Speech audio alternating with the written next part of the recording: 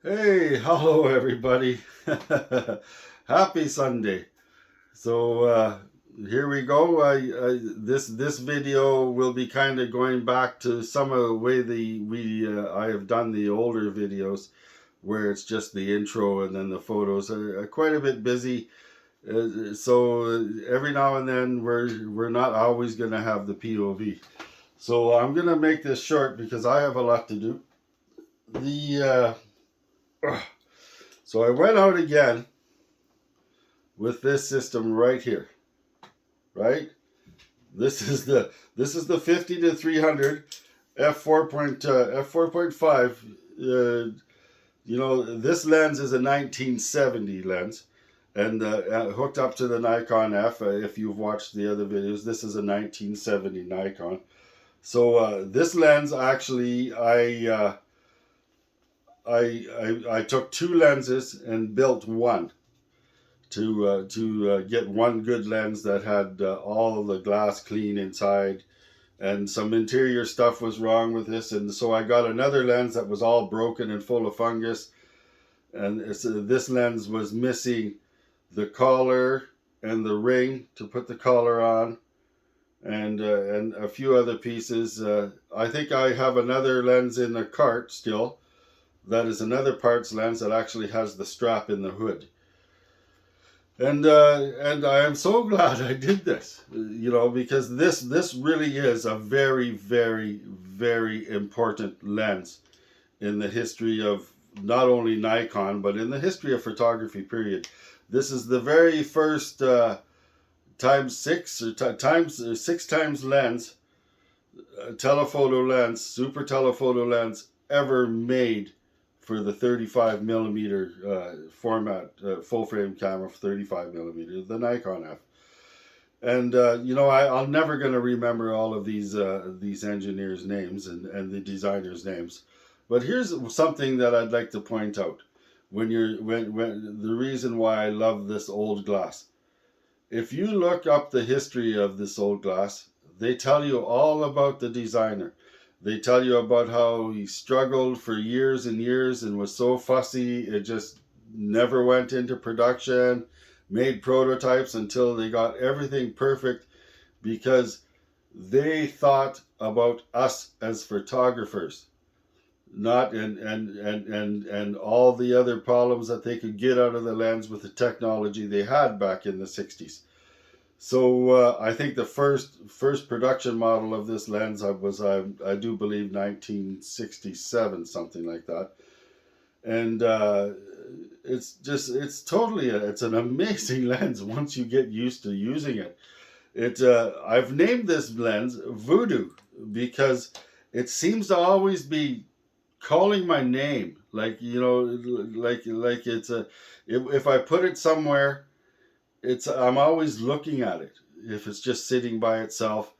And this is only the second time that I shot this lens with film. There was one other time that I shot it with the D810 just to try to get used to it. And I at first, because we're so used to these new lenses, that it was a little awkward. And then I started realizing what this lens actually does, and so I've just fallen in love with this lens.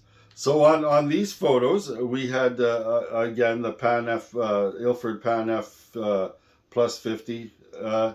That's just my favorite film. There's just no doubt about it. I had the lens on f8, and never left f8. So I handheld this lens, and this is a 6 pound lens. I got bad shoulders, but I handheld this lens. And so let me take you real quick to the story. The idea that we are all being sold that all of our photography has to be perfect, the sharpness has to be perfect, everything has to be perfect to the edge of the lens, and the quest for this perfect lens at f1 or whatever, it's getting pretty wild. But I'm trying to figure out. We're all buying into this this soup that we're not hearing about the engineers and the designers of these lenses anymore. There's no story about how they overcame the problems that they tried to overcome. So basically, to me, all we're hearing are names. You know, Nikon, Fuji, Zeiss. That's all we're hearing. Sony. We're not hearing any stories about the engineers and what they had to go through to make this special lens. So it's just not for me.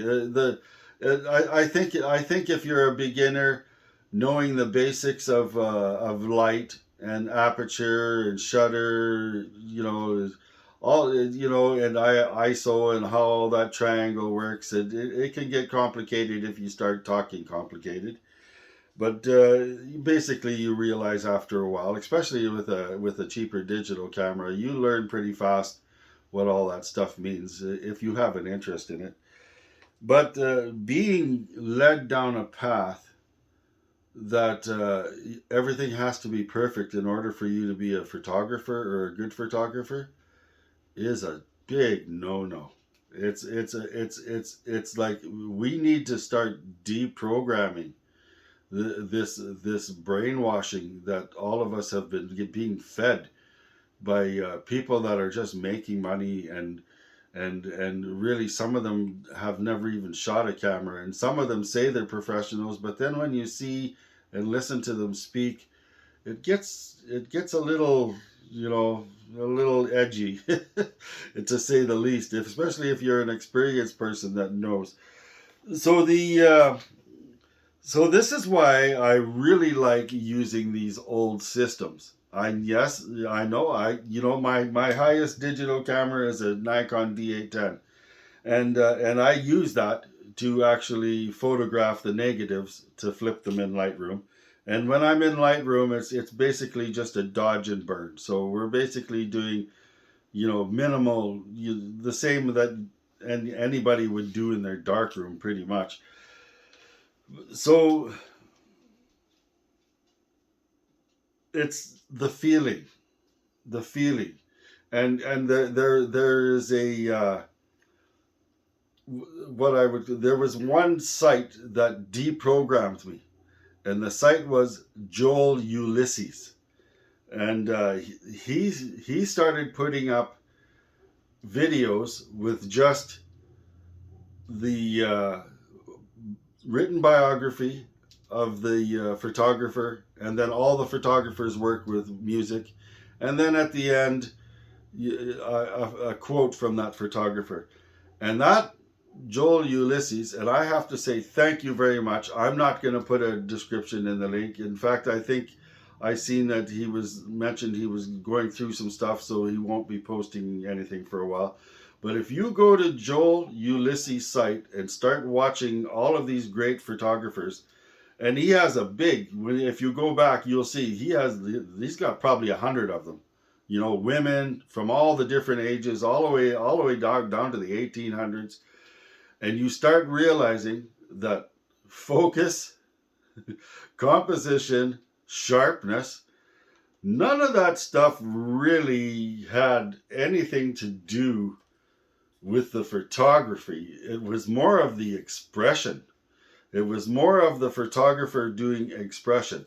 Now, I'm not saying if you're in a studio doing portraits, or if you're out doing portraits for a wedding for people, that I'm not talking about that photography. We're not discussing that.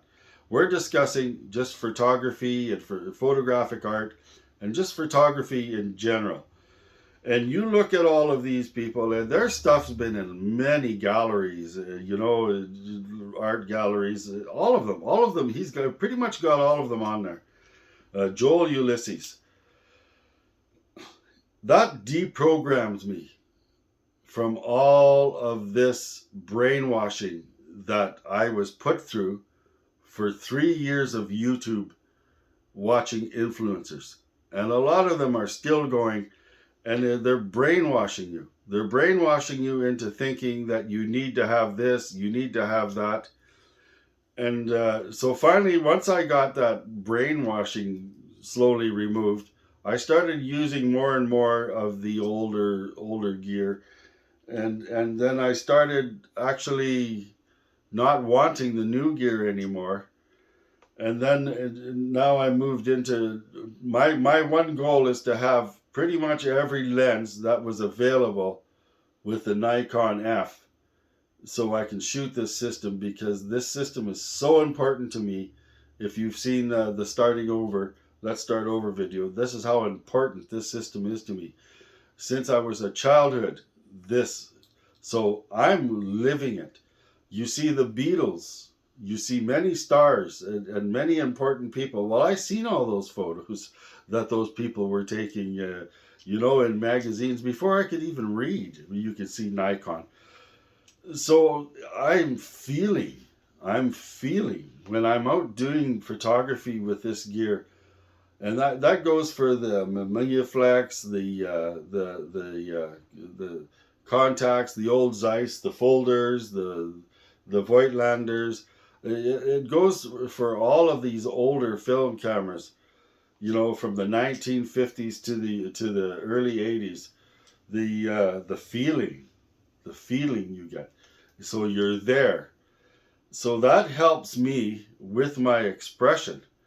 So I chose this lens for this video, and I know we're carrying on. We're almost done. I chose this lens for this video and this camera again, simply because I just wanted to do a day or a morning of me shooting what I seen, using this system handheld and at f8 with the Pan F50 Plus. My shutter speeds were from 60, 1/60. There was a couple 500, so that's it. It stayed within that 4-stop range. And I wanted to do an expression. I wanted to show what my morning was like, because there was smoke. There was smoke. It was really smoky here, especially in the morning. And then when you were close to things, the smoke really didn't affect very much. So there was no filters. There was no special AI.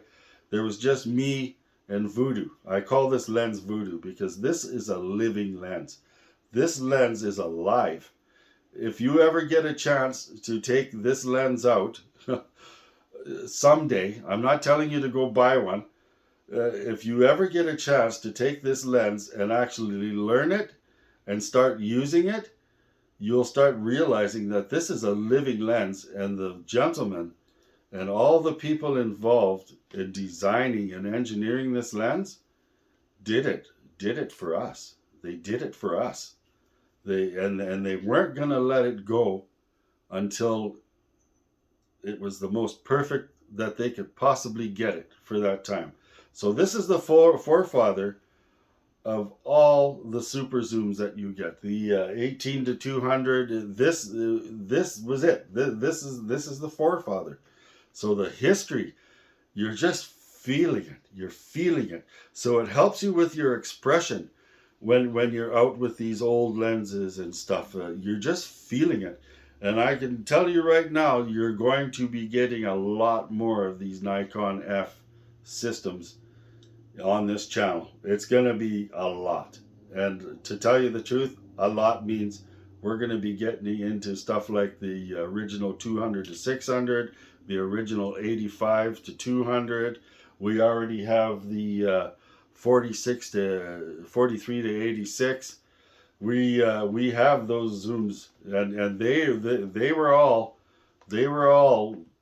this man pretty much, and the same type of team. So anyways, it was supposed to be short. I'm sorry. So now it's going to take me forever to get this video into my editing. But I need to. I feel the real need to let people know that it is wrong that all of our images have to be perfect.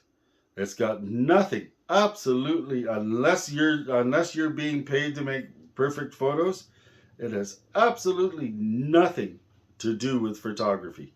And if you go to the Joel Ulysses site, and you start looking through all of the masters and all of these so-called greats, you're going to start seeing stuff. You're going to see stuff so grainy you can barely tell what it is. You're going to see expression. You're going to see motion blur. You're going to see some of them the overexposure is out of this world, and then you're going to see some that are very, very good with matching color, and some with very good with scenes. And when you see a lot of these famous street photography scenes, some of the most famous ones, there's high suspicion they were staged, but whatever. Yeah. So voodoo. Whoa. It's like it calls your name, and then when you're using it, it's telling me, it's saying no, it's okay, it's okay, Dave. Trust me, I've got this. And so here we go. Here's I'll break into the photos here right away. I think there's 34 or 35. I kind of screwed up loading the film. I do that. And that's the story. That is the story. It's so important to me. This system is so important to me that it's the feeling I get when I'm using this system. There is absolutely no replacement for it. There is absolutely no replacement for it. So you're going to see a lot. That's just a forewarning. If you're not into the Nikon F, then you're going to be bored to death watching this channel, because you're going to see a lot of the Nikon F. And there was one other thing I wanted to touch on, mood. So here's another thing we are being told about, and we are being brainwashed. If the light isn't perfect, don't bother shooting. That I don't know where that came from. It might come from some photography school somewhere, but light is never going to be perfect. So you need to know how to shoot your lens, how to shoot your camera, because every lens is different. Every camera has some differences. You need to shoot your lens, your camera. The statement that your camera is just a holder for your lens, that's another, like, then why is everyone always saying this is the best camera? This is no, your camera matters. So every lens is different, especially these older ones. Everyone has a character. Everyone has sometimes fall off, but that's part of the character of the lens. That's the beauty of it.